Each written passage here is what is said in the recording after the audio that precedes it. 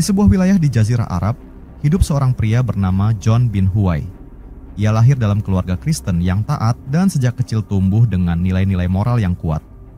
John dikenal sebagai pemuda yang rendah hati, tekun, dan selalu ingin mencari kebenaran dalam hidupnya. Takdir membawanya untuk bekerja sebagai pelayan di rumah seorang sahabat Rasulullah yang terkenal dengan keteguhannya, Abu Dzar Al-Ghifari. John tidak sekadar menjadi seorang pelayan, tetapi juga seorang murid yang belajar banyak dari Abu Dzar tentang ajaran Islam, keadilan, dan keberanian dalam membela kebenaran. Hari demi hari, John menyaksikan bagaimana Abu Dzar hidup dalam kesederhanaan dan selalu membela orang-orang tertindas. Ia mendengar tentang Rasulullah, tentang Islam yang membawa keadilan, dan tentang Ahlul Bait, keluarga Nabi yang begitu dimuliakan. Perlahan, hatinya mulai tertarik kepada agama ini. Setelah Abu Dzar wafat, John semakin mendekat kepada Islam dan akhirnya memutuskan untuk masuk Islam dengan penuh keyakinan. Ia kemudian bergabung dengan keluarga Imam Ali bin Abi Thalib, khalifah keempat yang juga dikenal sebagai sosok penuh kebijaksanaan dan keberanian. Ketika Imam Ali wafat, John tetap setia kepada keluarganya. Ia mengikuti Imam Hasan, putra pertama Imam Ali, dan setelah Imam Hasan wafat, ia mengabdikan dirinya kepada Imam Husain. Kesetiaan John kepada Ahlul Bait bukan sekadar pengabdian fisik, tetapi juga sebuah keyakinan bahwa mereka adalah pewaris sejati ajaran Rasulullah. Pada tahun 680 Masehi, Imam Husain memutuskan untuk berangkat ke Karbala setelah menolak baiat kepada Khalifah Yazid bin Muawiyah yang zalim. John tidak ragu sedikit pun untuk ikut serta dalam perjalanan itu, meskipun ia tahu bahwa perjalanan ini bukan untuk mencari kemenangan duniawi, melainkan sebuah pengorbanan demi kebenaran. Setibanya di Karbala, situasi semakin mencekam. Pasukan Yazid mengepung rombongan kecil Imam Husain dan memutus akses mereka ke air. Dalam kehausan dan penderitaan, John tetap teguh, tak pernah mengeluh, dan terus melayani para sahabat Imam Husain dengan setia. Pada tanggal 10 Muharram, satu persatu sahabat Imam Husain gugur di medan perang.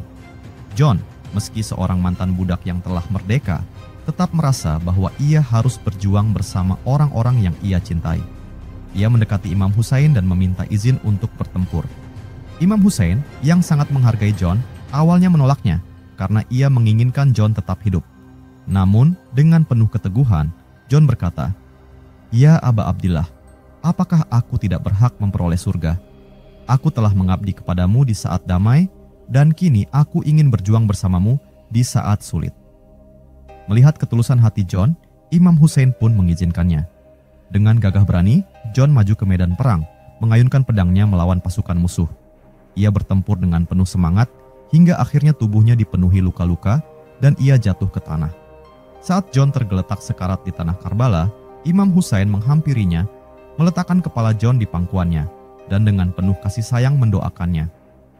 Konon, tubuh John setelah wafat mengeluarkan aroma harum sebagai tanda keberkahan dan kesuciannya.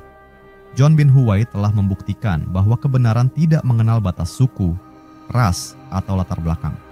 Dari seorang Kristen, ia menjadi seorang Muslim yang setia. Dari seorang pelayan, ia menjadi pejuang yang gugur dengan kehormatan. Namanya akan selalu dikenang dalam sejarah sebagai salah satu sahabat setia Imam Husain dalam tragedi Karbala. John bin Huwai atau Yohanan bin Huwai adalah salah satu tokoh dalam sejarah Islam yang dikenal sebagai salah satu pengikut setia Imam Husain bin Ali dalam tragedi Karbala pada 10 Muharram 680 Masehi. Ia adalah seorang Kristen yang kemudian masuk Islam dan bergabung dengan pasukan Imam Husain dalam perjuangannya melawan pasukan Yazid bin Muawiyah. Peristiwa yang berkaitan dengan John bin Huwai. Pertama, kehidupan sebelum bergabung Husain. Di tengah gurun yang luas, di bawah langit yang membentang tanpa batas, seorang pria bernama John bin Huwai tumbuh dengan keyakinan yang ia warisi sejak kecil. Ia berasal dari keluarga Kristen yang taat, dibesarkan dengan ajaran kasih sayang, ketulusan, dan keadilan. Namun, hatinya selalu dipenuhi pertanyaan tentang hidup, tentang kebenaran, dan tentang Tuhan yang sesungguhnya. Sejak muda, John telah merasakan pahitnya hidup sebagai seorang budak. Ia berpindah dari satu tuan ke tuan lainnya, hingga akhirnya takdir mempertemukannya dengan seorang pria yang kelak mengubah jalan hidupnya, Abu Dzar Al-Ghifari. Suatu sore yang hangat, angin gurun berhembus lembut menerpa wajah John saat ia duduk di teras rumah majikannya, seorang sahabat Rasulullah yang terkenal dengan keteguhan dan keberaniannya dalam membela keadilan. "John, duduklah di sini," kata Abu Dzar dengan suara yang tenang namun berwibawa.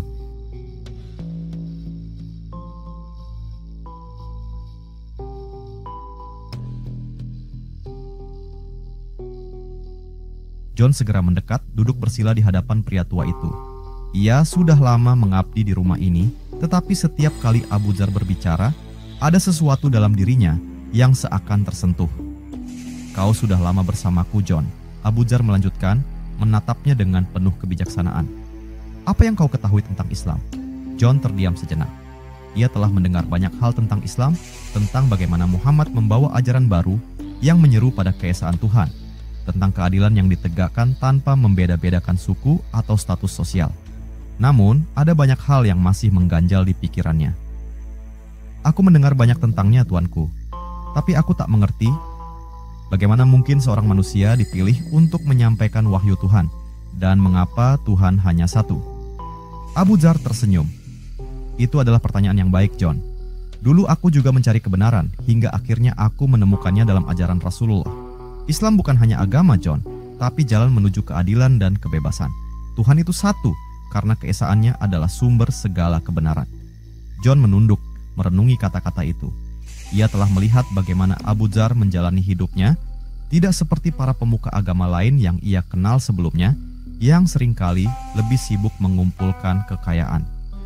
Abu Dzar hidup dalam kesederhanaan, membela yang lemah, dan tidak takut pada penguasa. "Apakah di dalam Islam ada tempat untuk orang sepertiku, seorang budak?" tanya John lirih. Abu Dzar menghela napas dalam. "Islam tidak memandang seseorang dari asal-usulnya, John. Seorang budak, seorang raja, seorang petani, semua sama di hadapan Allah Subhanahu wa Ta'ala. Yang membedakan mereka hanyalah ketakwaannya." John tertegun. Ia selalu berpikir bahwa manusia ditentukan oleh tempat kelahirannya, oleh darah yang mengalir dalam tubuhnya. Namun, kata-kata Abu Dzar memberinya harapan. Malam itu, John tidak bisa tidur. Ia merenungkan segala yang ia dengar. Ada sesuatu dalam dirinya yang mulai berubah, seakan cahaya baru telah menyelinap masuk ke dalam hatinya. Bertahun-tahun berlalu, hingga tiba saat di mana Abu Dzar dibuang oleh penguasa karena sikapnya yang menentang ketidakadilan. Sebelum berpisah, Abu Dzar memanggil John untuk terakhir kalinya. "John, aku telah membebaskanmu. Mulai hari ini, kau bukan lagi budakku. Kau bebas." John terbelalak. "Tuan, aku tidak tahu harus kemana. Aku telah mengabdi padamu selama ini. Apa yang harus aku lakukan sekarang?" Abu Dzar tersenyum lembut. "Carilah kebenaran, John. Jika hatimu telah menemukan jalan yang benar, ikutilah dengan sepenuh jiwa. Dan jika suatu hari kau bertemu dengan keluarga Rasulullah, jangan pernah tinggalkan mereka. Mereka adalah cahaya di bumi ini." Hati John bergetar. Ia merasakan kehangatan yang belum pernah ia rasakan sebelumnya. Ia kini bukan lagi seorang budak. Ia adalah manusia yang bebas, dengan hak untuk memilih jalannya sendiri. Sejak hari itu, John memutuskan untuk mencari keluarga Rasulullah. Ia mendengar tentang Ali bin Abi Thalib, menantu Nabi yang terkenal dengan kebijaksanaannya. Ia pun pergi ke Kufah dan mengabdikan dirinya kepada keluarga Ali. Ketika Imam Ali wafat dan kepemimpinan Islam beralih kepada putranya, Imam Hasan, John tetap setia. Ia melihat bagaimana keluarga Nabi ini diperlakukan dengan ketidakadilan, bagaimana kekuasaan jatuh ke tangan penguasa yang hanya mementingkan dunia. Lalu datanglah masa Imam Husain, saudara Imam Hasan. John merasa bahwa inilah saatnya ia membayar semua pencariannya akan kebenaran. Ketika Imam Husain memutuskan untuk menolak baiat kepada Yazid dan berangkat ke Karbala, John tidak ragu sedikit pun. Di malam sebelum kepergian mereka, John berdiri di samping Imam Husain. "John, kau tidak harus ikut bersamaku," kata Imam Husain lembut. "Perjalanan ini penuh bahaya. Kau telah bebas dan aku tidak ingin kau berkorban untukku." John tersenyum. "Ya Aba Abdillah, aku telah mencari kebenaran sepanjang hidupku, dan kini aku menemukannya di sisimu. Jika aku tidak ikut bersamamu, maka aku akan kembali menjadi budak, bukan budak manusia, tetapi budak ketakutan dan keraguan." Imam Husain menatapnya dengan penuh haru, lalu memeluknya erat. John bin Huwai telah memilih jalannya. Malam itu, ia duduk di bawah langit Karbala, merenungkan perjalanan panjangnya dari seorang budak yang mencari kebenaran hingga kini menjadi seorang lelaki yang siap mengorbankan nyawanya demi membela keadilan. Dan fajar pun menyingsing, membawa takdir yang akan tercatat dalam sejarah. Kedua, bergabung dengan pasukan Imam Husain. Matahari mulai tenggelam di ufuk barat, menyisakan semburat jingga yang memantul di padang pasir. Angin sore berembus pelan, membawa debu-debu halus yang menari di udara. Di sebuah desa kecil di pinggiran Kufah, seorang pria bernama John bin Huwai duduk termenung di bawah bayangan pohon kurma. Sejak kepergian Imam Hasan, John tetap setia kepada keluarga Rasulullah. Ia tinggal di Kufah, mengabdi pada Imam Husain, putra Ali bin Abi Thalib.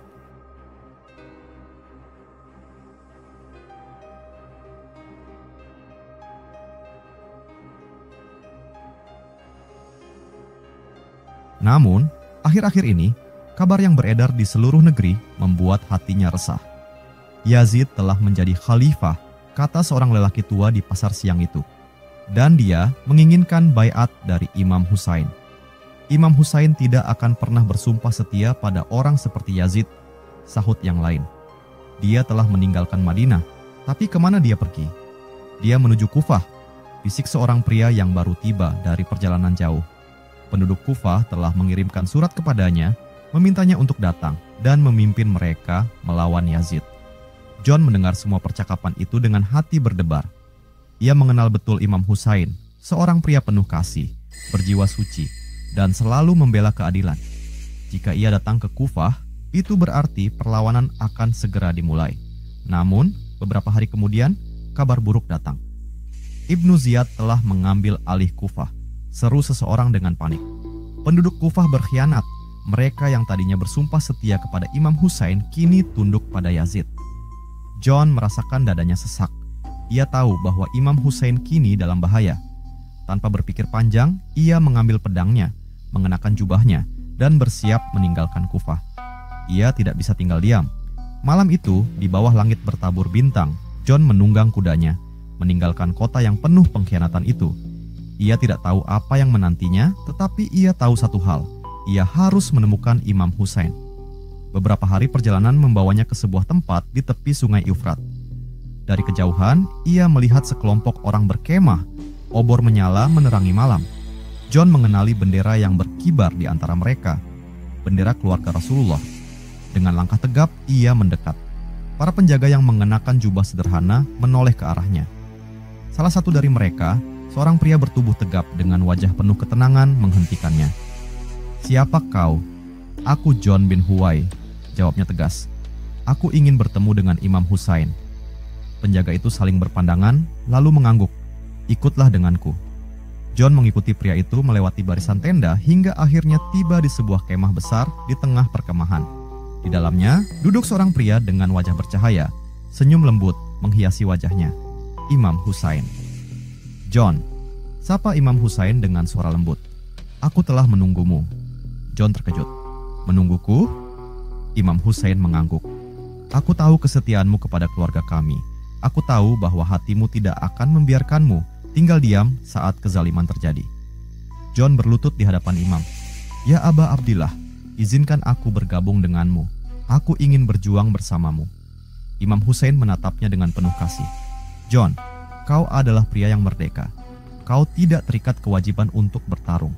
Aku tidak ingin kau mengorbankan dirimu jika kau tidak siap." John menunduk sejenak, lalu berkata dengan suara penuh keyakinan, "Wahai cucu Rasulullah, aku telah menghabiskan hidupku mencari kebenaran. Aku telah melihat banyak kezaliman, tetapi baru kali ini aku menemukan seseorang yang benar-benar memperjuangkan keadilan. Jika aku tidak berdiri di sisimu, lalu apa arti hidupku?" Imam Husain tersenyum, lalu berdiri dan meletakkan tangannya di bahu John. "Jika itu keputusanmu, maka kau adalah saudaraku. Mulai hari ini, kau adalah bagian dari keluarga ini." Hati John dipenuhi rasa haru. Ia tidak lagi sendirian. Ia telah menemukan tempatnya di dunia ini, di sisi Imam Husain, dalam perjuangan menegakkan kebenaran. Malam itu, ia tidur dengan damai di antara para sahabat setia yang telah bersumpah untuk tetap bersama Imam Husain hingga akhir. Fajar menyingsing, menyelimuti perkemahan dengan cahaya keemasan. John bangun lebih awal membantu para sahabat Imam Hussein mempersiapkan perjalanan mereka. Setiap orang di perkemahan ini memiliki tekad yang sama. Mereka tidak mencari kemenangan duniawi, tetapi hanya ingin membela kebenaran. Beberapa hari kemudian, mereka tiba di sebuah tempat bernama Karbala. Di sana, mereka disambut oleh ribuan pasukan Yazid yang telah mengepung mereka. John menggenggam erat pedangnya. Ia tahu bahwa pertempuran ini akan menjadi pertempuran terakhirnya. Di malam sebelum pertempuran, John duduk bersama Imam Hussein dan sahabat-sahabat lainnya. Imam Hussein menatap mereka, satu persatu dengan mata penuh kasih. "Saudara-saudaraku," kata Imam Hussein, "siapapun di antara kalian yang ingin pergi, pergilah sekarang. Aku tidak ingin ada yang terbunuh karena aku." John mengangkat wajahnya dengan tegas. "Aku tidak akan pergi, ya Aba Abdillah. Aku telah memilih jalanku. Aku tidak akan meninggalkanmu bahkan jika maut menjemputku besok." Imam Hussein tersenyum dan menepuk pundaknya. "Semoga Allah Subhanahu wa Ta'ala memberkatimu, John. Engkau adalah bukti bahwa kebenaran tidak mengenal suku, ras, atau asal-usul. Engkau telah memilih jalan yang benar." John menatap langit malam yang gelap. Ia mengingat perjalanan panjangnya. Dari seorang budak menjadi seorang pencari kebenaran, hingga kini menjadi seorang pejuang di sisi Imam Hussein.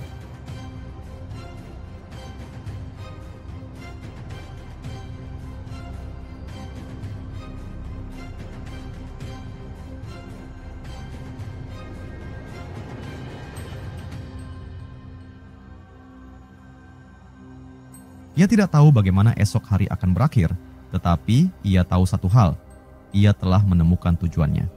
Fajar di Karbala akan segera tiba, dan dengan itu, takdir pun akan terukir dalam sejarah. Ketiga, keberanian dalam pertempuran Karbala.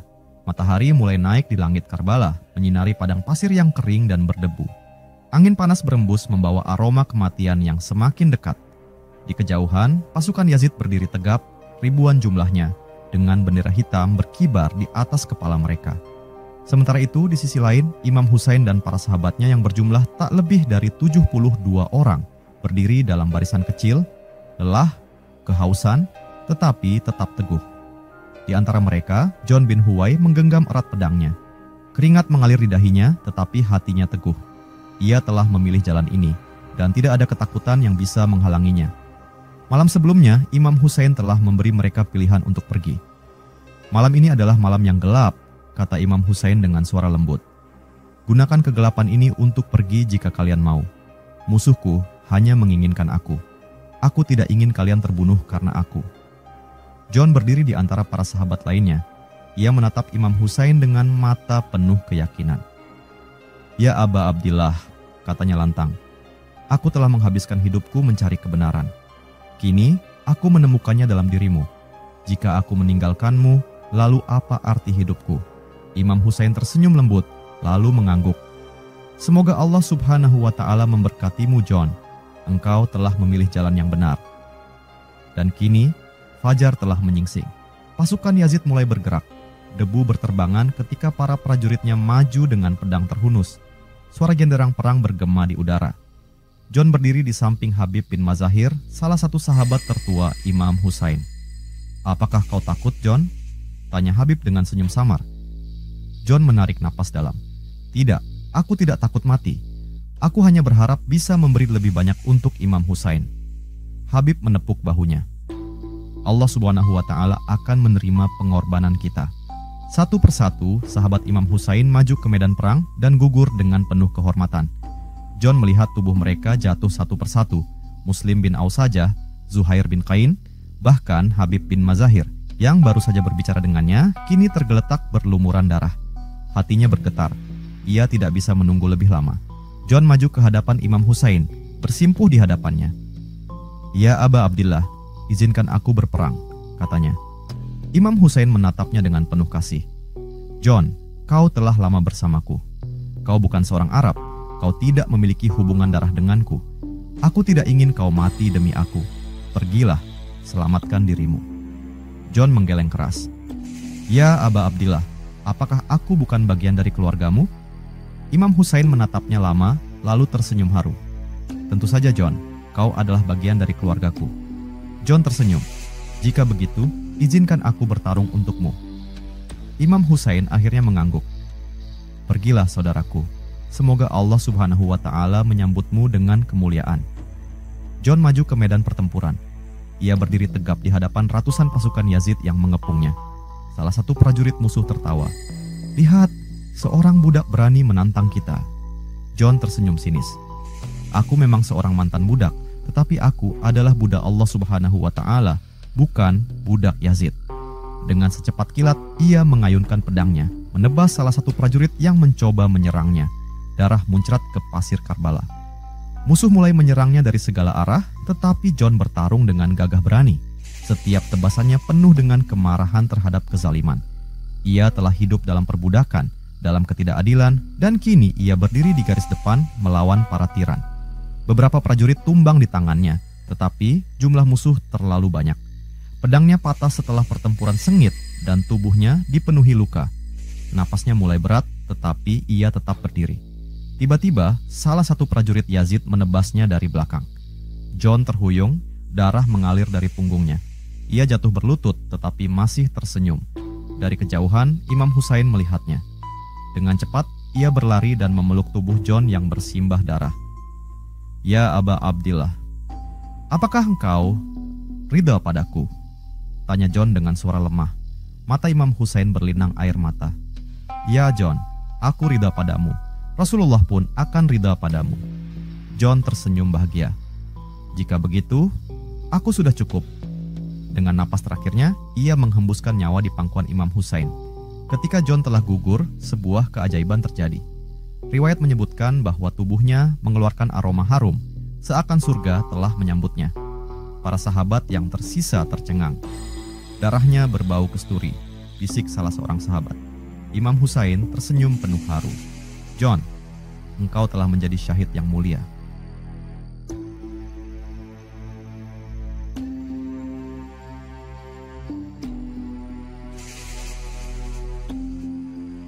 Engkau adalah bukti bahwa Islam tidak mengenal warna kulit, suku, atau asal-usul.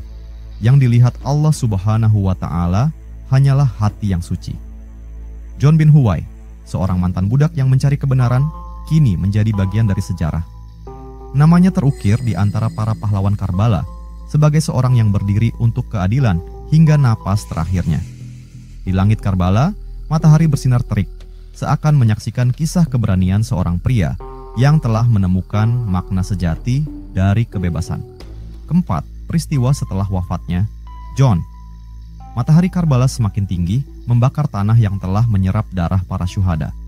Tubuh John bin Huwai tergeletak di pasir yang panas, tetapi wajahnya tetap bersinar, seakan ia sedang tersenyum dalam tidurnya. Di sekelilingnya, sahabat-sahabat Imam Husain yang tersisa menatapnya dengan mata berkaca-kaca. Imam Husain masih duduk di samping tubuh John. Tangannya yang lembut mengusap wajah sahabat setianya itu. Udara terasa lebih berat, seakan alam pun berduka atas kepergiannya. "Dia telah pergi dalam keadaan suci," bisik Burair bin Khudair, salah satu sahabat Imam Husain. "Dan tubuhnya," kata seorang lainnya, "bau tubuhnya begitu harum, seolah-olah ia telah dibasuh dengan minyak kesturi." Imam Husain tersenyum lirih, meski air mata tetap menggenang di matanya.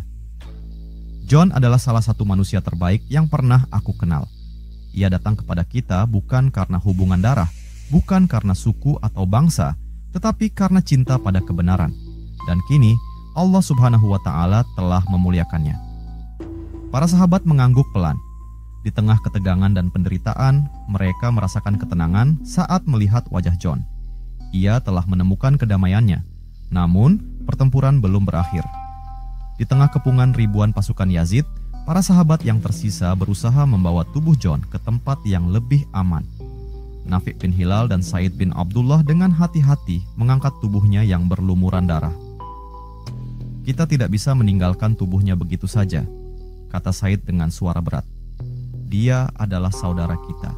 Imam Husain mengangguk. "Letakkan dia bersama para sahabat yang telah gugur. Kita akan menguburkan mereka nanti jika Allah Subhanahu wa Ta'ala mengizinkan." Mereka membawa tubuh John ke sisi para syuhada lainnya. John kini berbaring di antara orang-orang yang, seperti dirinya, memilih mati di jalan kebenaran daripada hidup dalam kezaliman. Tidurlah dengan tenang, John, bisik Nafi bin Hilal. Kau telah bebas, lebih dari siapapun di dunia ini. Di sisi lain medan perang, sebagian pasukan Yazid melihat peristiwa itu dengan heran. Salah seorang prajurit mendekati panglima mereka, Umar bin Sa'ad, dengan ekspresi bingung. Panglima, kami mendengar bahwa tubuh budak berkulit hitam yang bersama Husain mengeluarkan bau harum setelah ia terbunuh. Bagaimana mungkin? Umar bin Sa'ad mendengus. Itu hanya omong kosong. Tidak ada keajaiban bagi mereka yang melawan Yazid. Tetapi seorang prajurit lain menggeleng. Aku juga menciumnya. Demi Allah Subhanahu wa Ta'ala, aku belum pernah mencium aroma seperti itu dari tubuh seseorang yang baru saja terbunuh. Umar bin Sa'ad terdiam. Ia tahu bahwa sesuatu yang luar biasa sedang terjadi di Karbala. Namun, hatinya yang telah dipenuhi ambisi menolak untuk melihat kebenaran. Lupakan itu, katanya akhirnya. Bersiaplah untuk menyerang kembali. Di dalam tenda, para wanita dan anak-anak keluarga Rasulullah menangis dalam diam. Sayyidah Zainab, saudara perempuan Imam Husain, menutup matanya sejenak, merasakan duka yang semakin berat menimpa mereka. Saudara-saudaraku gugur satu persatu, bisiknya. Di sampingnya, Sukainah, putri Imam Husain, menggenggam erat tangan ibunya. Ibu, apakah John juga telah pergi? Sayyidah Zainab mengangguk dengan mata berkaca-kaca. Ya anakku, dia telah pergi, tetapi dia telah menang. Dia telah mencapai kebebasan sejati. Sukainah menatap langit Karbala. Ia masih terlalu muda untuk memahami sepenuhnya apa yang terjadi, tetapi ia tahu satu hal. Setiap orang yang gugur di medan ini adalah orang-orang yang paling mencintai kebenaran. Ketika perang usai dan pasukan Yazid menangkap Imam Husain serta keluarganya yang masih hidup, tubuh John dan para syuhada lainnya dibiarkan tergeletak di padang pasir. Mereka tidak dikuburkan dengan layak. Namun, meski tubuhnya ditinggalkan, namanya tidak pernah mati. Bertahun-tahun setelah tragedi Karbala, nama John bin Huwai masih disebut dalam setiap kisah tentang keberanian dan kesetiaan. Di setiap peringatan Asyura, orang-orang akan mengenangnya sebagai pria yang dulunya seorang budak, tetapi mati sebagai seorang pejuang. Sebagaimana Imam Husain pernah berkata kepadanya, "Engkau bukan hanya sahabatku John, engkau adalah bagian dari keluargaku." Dan hingga hari ini, nama John bin Huwai tetap hidup dalam sejarah, sebagai bukti bahwa kebenaran tidak mengenal warna kulit, suku, atau status sosial.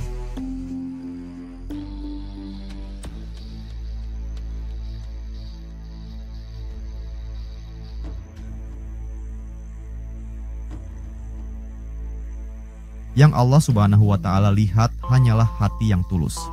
Perjuangan dan pengorbanan John bin Huwai dalam tragedi Karbala menunjukkan bahwa kesetiaan terhadap kebenaran tidak terbatas pada suku, bangsa, atau latar belakang agama.